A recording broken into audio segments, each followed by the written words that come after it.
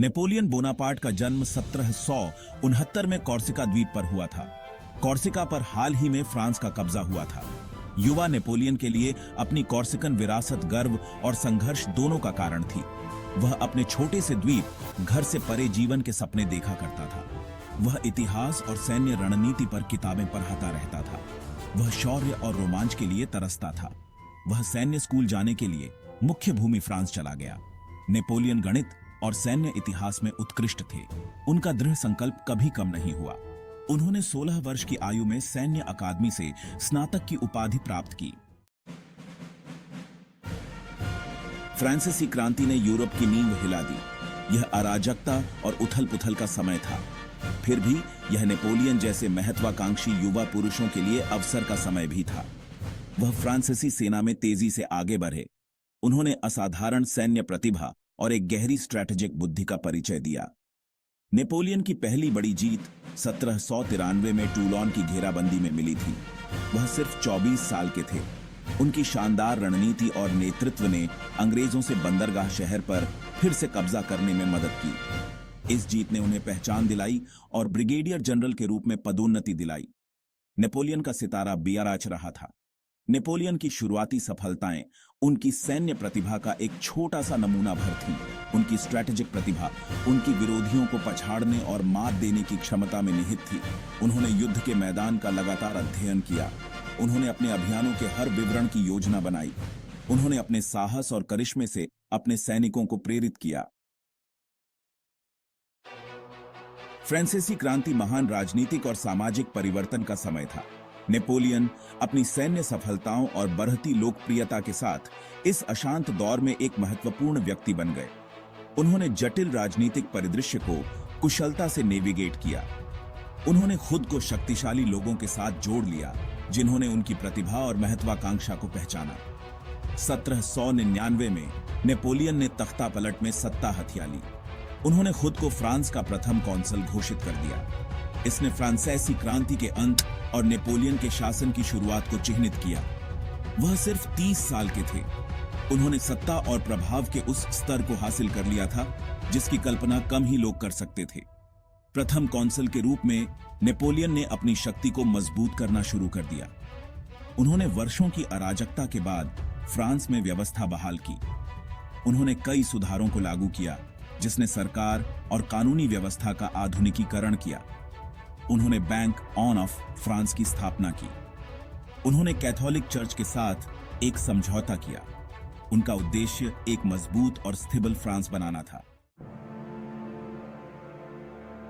Napoleon के सैन्य अभियान प्रसिद्ध हैं। आज भी सैन्य स्ट्रैटेजिकार उनका अध्ययन करते हैं। प्रथम कौंसल के रूप में उनका पहला बड़ा अभियान 1796 से 1797 का इतालवी अभियान था। उन्होंने ऑस्ट्रियाई लोगों के खिलाफ कई शानदार जीत के लिए फ्रांसीसी सेना का नेतृत्व किया। नेपोलियन का इतालवी अभियान सैन्य रणनीति और रसद की उत्कृष्ट कृति थी। वह अपनी सेना के साथ आल्प्स पर्वत को पार कर गया। यह एक ऐसा कारनामा था जिसे बहुतों ने असंभव माना था। उन्होंने लोदी, मंटुआ और रिवोली की लड़ाई सहित कई निर्णायक लड़ाइयों में ऑस्ट्रियाई लोगों को हराया। इटली में नेपोलियन की जीत ने पूरे यूरोप में तहलका मचा दिया।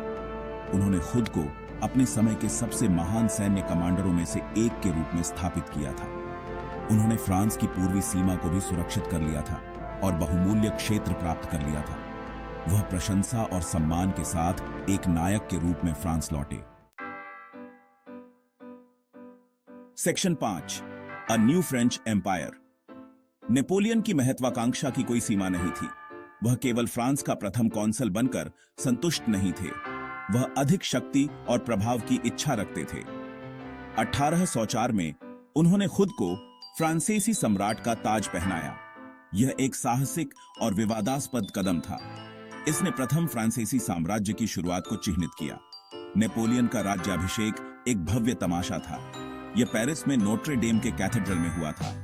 पोप द्वारा ताज पहनाए जाने के बजाय उन्होंने खुद को सम्राट का ताज पहनाया। यह उनकी पूर्ण शक्ति और अधिकार का प्रतीक था।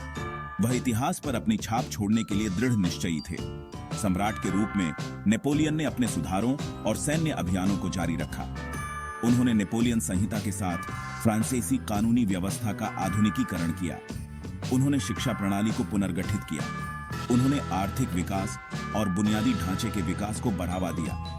फ्रांस ने उनके शासन में स्थिरता और समृद्धि का दौर देखा। Section 6 the Napoleon code. Napoleon की सबसे स्थायी विरासतों में से एक नेपोलियन संहिता है।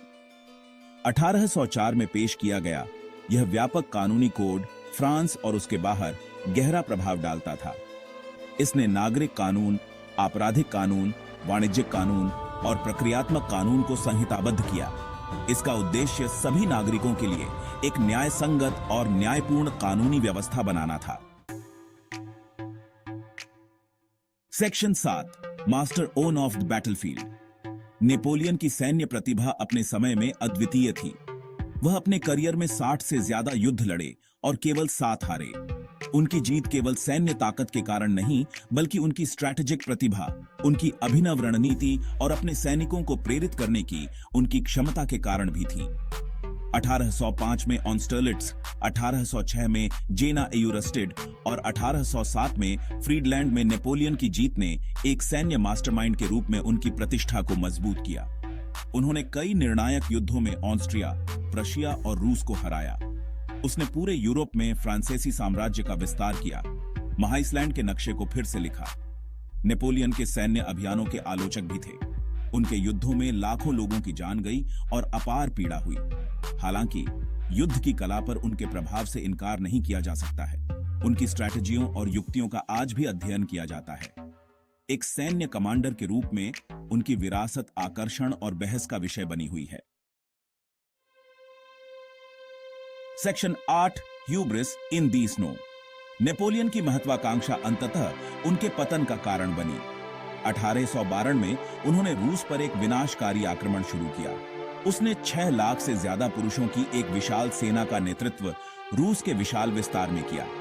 उन्होंने कठोर रशे सर्दी और रशे लोगों के लचीलेपन को कम करके आंका। रशे अभियान नेपोलियन के लिए एक तबाही थी।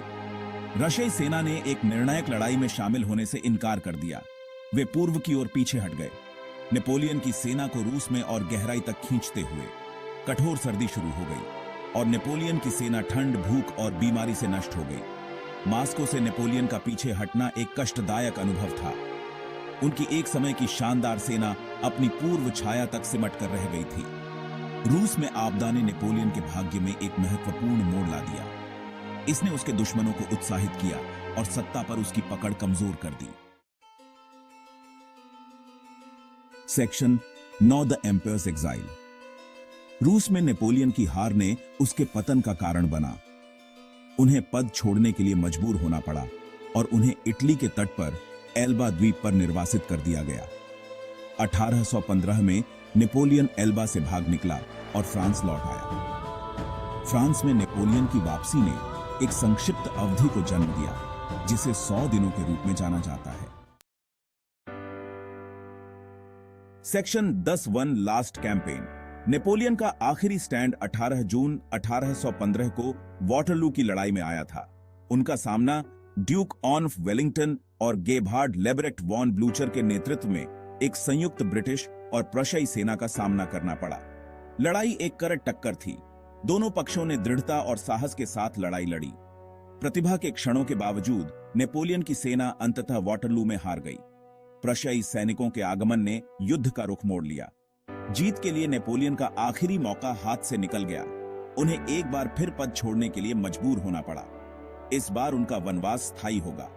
वाटरलू में नेपोलियन की हार ने उसके शासन के अंत और नेपोलियन युद्धों के अंत को चिह्नित किया। उन्हें दक्षिण अटलांटिक के सुदूर आइलैंड सेंट हेलेना में निर्वासित कर दिया गया, जहां वे अपना शेष जीवन बिताएंगे। Section 11 an enduring legacy. Napoleon Bonaparte की मृत्यु 1821 में 51 वर्ष की आयु में सेंट हेलेना में निर्वासन में हुई थी। उनकी मृत्यु ने एक युग के अंत का प्रतीक था। उन्होंने एक जटिल और विरोधाभासी विरासत छोड़ी।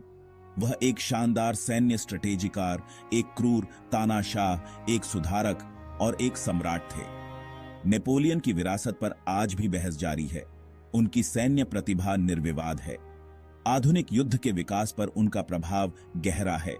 उनके कानूनी और प्रशासनिक सुधारों ने फ्रांस को बदल दिया और दुनिया भर के देशों को प्रभावित किया। हालांकि उनके युद्धों ने अपार पीड़ा और जीवन की हानि की। उनकी महत्वाकांक्षा और सत्ता की प्यास ने अंततः उनके पतन का कारण बना। नेपोलियन बोनापार्ट विरोधाभासों का व्यक्ति था। वह अपने समय की उपज थे, फिर भी उन्होंने इसे पार कर लिया। वह एक जटिल और आकर्षक व्यक्ति थे जिन्होंने इतिहास पर एक अमिट छाप छोड़ी। उनकी कहानी महत्वाकांक्षा की शक्ति, गौरव के आकर्षण और शक्ति की नाजुकता की याद दिलाती है।